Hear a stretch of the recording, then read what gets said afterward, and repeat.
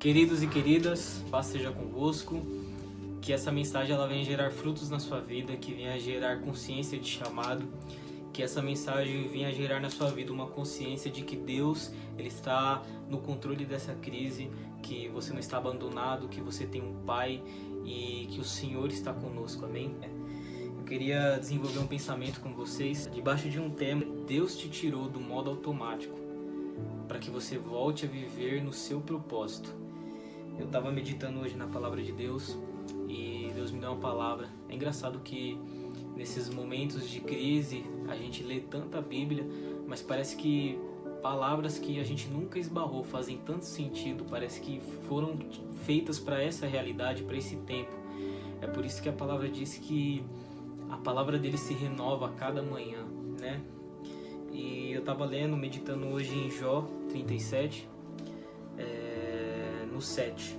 Aqui a minha versão NVI diz assim: Ele paralisa o trabalho de cada homem, a fim de que todos os que ele criou conheçam a sua obra. Toda vez que você for estudar as escrituras, ler a palavra, é muito importante você buscar todas as versões da Bíblia. Por quê? Porque este livro aqui, Bíblia Sagrada, só pode ser outro modelo, ela foi traduzida do hebraico, foi para o grego, do grego teve as outras línguas e chegou até o português do Brasil. E no hebraico e também no grego, às vezes uma palavra ela tinha diversos significados. E às vezes, por exemplo, amor. Amor no grego ele tem diversas conotações. Aqui no Brasil a gente fala amor e a gente entende de todas as formas de amor. Mas no grego, por exemplo, o amor ele tem várias conotações. Tem o amor ágape, que é o amor total, sacrificial. Tem o amor filéu, que é o amor de amigo, amor de irmão, amor de amigo. Tem o amor eros, que é amor entre marido e mulher. Então tem vários significados. E como a palavra de Deus foi traduzida dessas línguas, às vezes uma palavra que Deus estava falando, ela tinha um significado específico. Então é muito importante quando você lê a palavra de Deus, seja a sua linguagem NVI, King James, a linguagem de hoje mesmo, que tem bastante, a versão Almeida, que muitos têm. É muito importante você pegar todas as versões para entender a essência daquilo que Deus está falando, né? E quando eu li essa mensagem, esse texto aqui de Jó 37:7, eu busquei a versão da nova linguagem de hoje, mas tem outras versões também que se complementam. Dá uma olhada no que na linguagem de hoje diz esse texto. Assim falando Deus, né? Faz com que as pessoas fiquem em casa, sem poderem trabalhar, para que todos saibam que é Ele que age. Se você for buscar o contexto desse texto, ele está falando das obras que Deus faz. E aqui está falando que Deus ele tem o poder de parar tudo, parar o mundo se Ele quiser. O mundo ele está parado hoje, o mundo inteiro está parado por causa dessa crise, dessa pandemia mundial. E Deus ele ainda está trabalhando, Deus ainda está fazendo em favor da sua vida. A sua vida está na palma das mãos de Deus. Então você não precisa se desesperar, entrar em pânico, até porque a sua vida não se limita a essa terra. A sua vida não se limita aos seus bens que você conquistou. A sua vida ela vai muito além daqui. Então nós como cristãos nós precisamos ter essa consciência de que Deus está trabalhando a nosso favor, que Ele está gerenciando essa crise para provocar algo em nós, para ter uma mudança. Porque muitos de nós perdemos a essência do Evangelho, muitos de nós perdemos a essência de chamado. Nós não sabemos mais se nós temos um chamado específico para um povo, para ganhar almas, para fazer algo para o reino de Deus. E a gente limita chamados a cargos eclesiásticos. E chamado vai muito além disso, muito além disso, muito além de imposição de mãos. E nós entramos nesse modo automático. Acordo 7 horas da manhã, vou trabalhar, tal horário eu volto, tal dia eu tenho a conta para pagar, eu tenho o horário de culto, eu tenho a ceia. Eu estava conversando com um rapaz e nós estávamos concordando em algo que até ceia, nós como cristãos, não temos mais a sensibilidade de um culto de ceia com a consciência de que nós estamos indo em memória de Jesus pelo que Ele fez. Nós vamos no modo automático, tomamos o cálice, comemos um pão, mas não existe mais lágrimas de agradecimento pelo sacrifício dele, não existe mais um quebrantamento interno. Nós não temos mais sede de buscar mais de Deus, nós não temos mais sede de ir para o monte, de orar, de ter experiências com Deus. Nós só queremos que Deus resolva os nossos problemas dessa terra. Nós queremos que Deus resolva o boleto, que Deus resolva a conta, e nós não estamos olhando para aquilo que é eterno. E se você está ouvindo essa mensagem, Deus te parou, porque Ele tem um chamado na sua vida que vai muito mais além das coisas dessa terra. Paulo fala lá na carta de Romanos que a nossa leve e momentânea tribulação, ela está gerando um peso de glória eterno sem comparação. Os nossos sofrimentos leves e momentâneos, eles não se comparam com a glória que vai ser revelada. E nós percebemos quem é cristão de verdade agora e quem não é.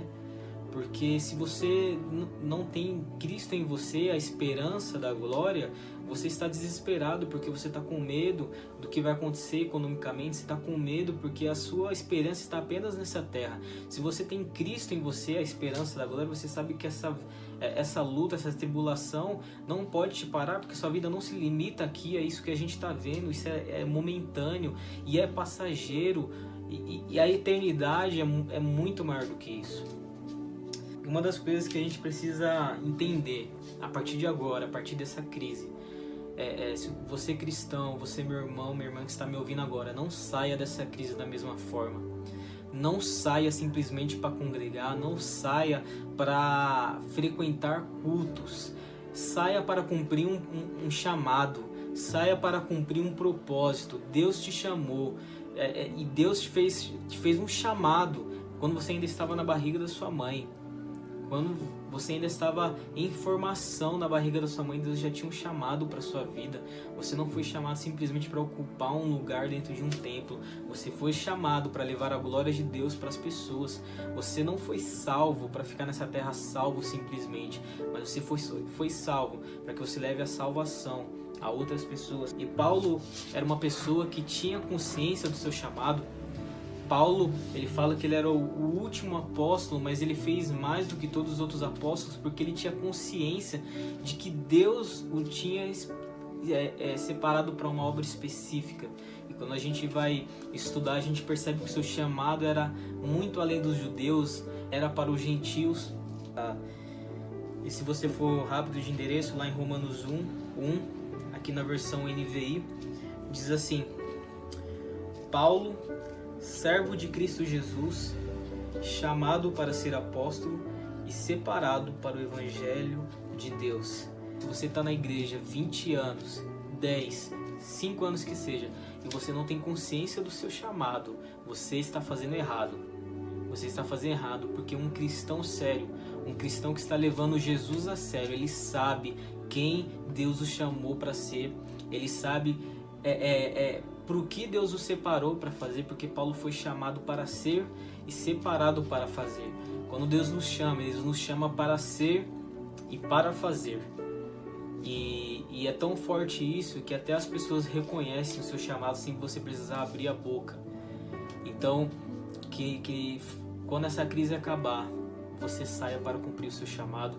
Que quando essa crise acabar, você saia para fazer aquilo que Deus te chamou para fazer, não simplesmente para fazer talvez um cargo dentro da igreja, dentro do templo, porque às vezes até quem está fazendo um cargo dentro do templo não está fazendo chamado, está fazendo no modo automático. E nós precisamos ter muito cuidado com isso, porque é possível fazer a obra de Deus sem o Deus da obra. É possível curar enfermos, é possível liberar a palavra profética sobre as pessoas sem que Deus esteja validando o nosso chamado. Então a minha oração hoje é que a gente saia dessa crise para ocupar o nosso lugar no reino de Deus. Deus nos chamou e tem um lugar para a gente executar o nosso chamado. E dentro do seu chamado, o pastor Lucinho fala algo que é muito poderoso. Dentro do seu chamado você é indestrutível. Ainda que você morra, os efeitos do seu chamado, eles geram repercussões nas próximas gerações. Alguém dentro do chamado é tão forte que Satanás ele dá meia volta, ele sai da sua rota, porque você entendeu o seu chamado. E nós precisamos entender o nosso chamado, nós precisamos ter consciência do nosso chamado. E eu termino essa reflexão falando de algo que Deus tratou comigo por esses dias. A empresa estava pagando para que a gente fosse trabalhar de carro, e sempre aqui tem aquelas pessoas que falam que não vão colocar o carro na rua para gastar, para a empresa, enfim.